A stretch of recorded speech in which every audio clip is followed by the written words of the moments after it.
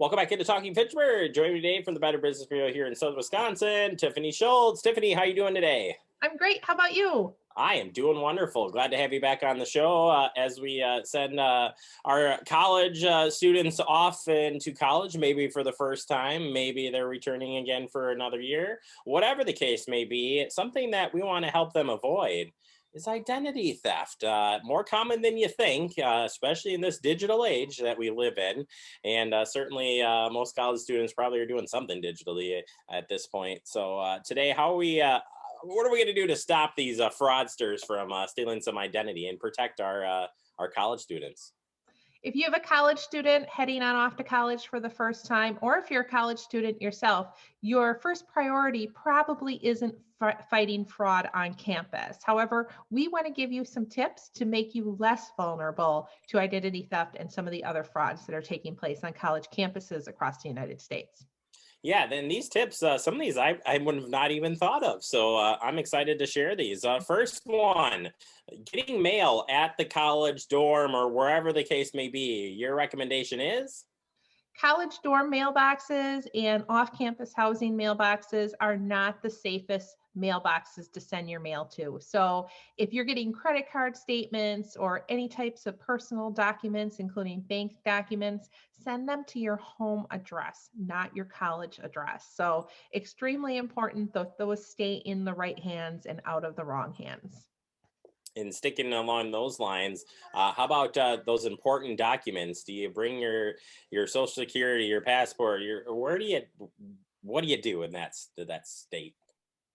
Leave those important documents at home. If you can't leave them at home, make sure they're in a safe place, either a safe in your dorm room or your off-campus housing apartment, or even in a safe deposit box, possibly at your bank on campus. Don't carry those around in your wallet. There's no need to carry those around in your wallet. You may need those, maybe once a year, but don't just leave those out for anybody to see. Yeah, absolutely, and definitely lock down the safe too. I've seen a lot of portable safes that you could just pick up and walk away. So make sure you like secure those to a bedding or something so it doesn't walk away on that front. And don't leave Never the lend door your open. credit card or debit card. What was that? Don't leave the door to the safe open. Yeah, yeah, exactly. Don't leave the key in the same room. Oh my goodness. Next one here. Never lend a credit card or debit card out. I could see this happening. It may be easy to send your buddy to the pizza place to pick up the pizza with your debit card.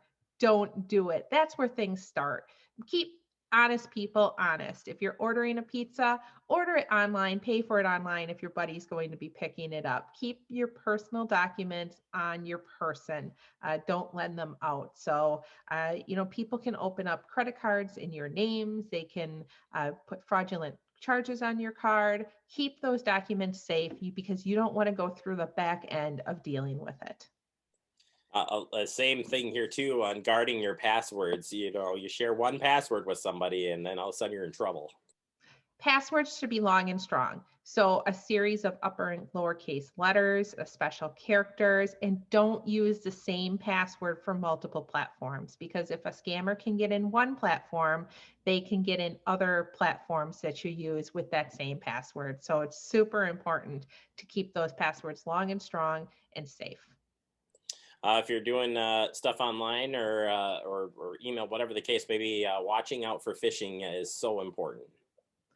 You're going to get bombarded with emails on campus, and sometimes there'll be credit card offers, or they may be offers from somebody who's representing themselves from Amazon or PayPal or some of those other impostered brands, or even the Social Security Administration. When you get an email that's looking for personal credentials, logins, typically those are scam related, and the first thing that you can do is look at the email address that it's coming from. If it's representing Amazon and it's coming from a Gmail address, it's a scam.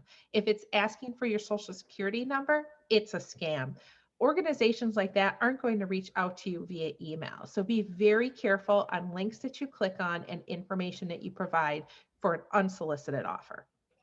Yeah, absolutely. That's huge one to take in consideration here, especially for the kids going out on their own for the first time. I have never even thought of any of that stuff. So that's a good one. Another one too is keeping all those devices up to date. So important these days to do that.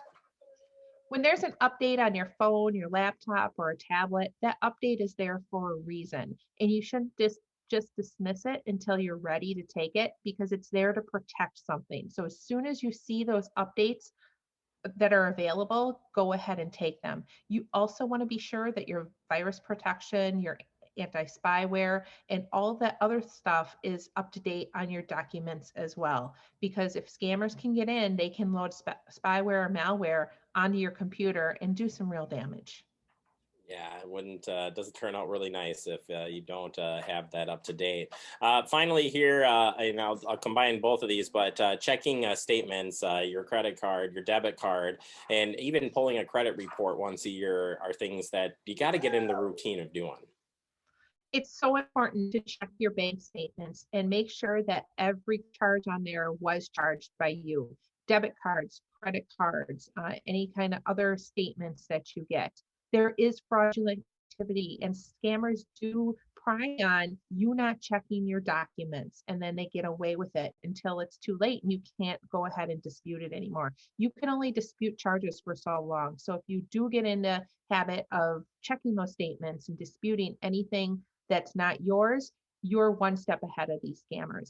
And it's also important to check your credit report on a regular basis as well. You can do that through annualcreditreport.com. Typically, you're allowed one free credit report a year, but because of the COVID-19 pandemic, they're allowing you to pull weekly credit reports. So be sure to head on over to annualcreditreport.com. There's other sites that you can do this. The legitimate one is annualcreditreport.com and pull your credit report. If there is anything on there that you're not familiar with, go ahead and dispute it because scammers can open credit in your name. And once they have credit in your name, they've stolen your identity and it's a lot harder to get out from underneath it. Absolutely. Finally, if people want to learn more, Tiffany, or a parent wants to say, you should go to BBB and read a couple of these different things, or learn more about scams and whatnot. Where can they go? Head on over to bbb.org. You can go to our news tab and you can get all of this information we spoke about today and many other topics of discussion. I think that's a good thing to do. You got a lot of great resources out there, and just getting exposed to knowing where to even turn people in and just keep up on the latest trends is a good thing. So, Tiffany, thank you so much for sharing the information. We appreciate your help all this month, and we'll look forward to having you back in September. Thanks for having me. You bet. Tiffany Schultz, Better Business Bureau, right here in Southern Wisconsin, and she's doing a great job helping us out, and we enjoy helping her out as well. We'll take a quick break. More to come. You're watching Talking Fitchburg.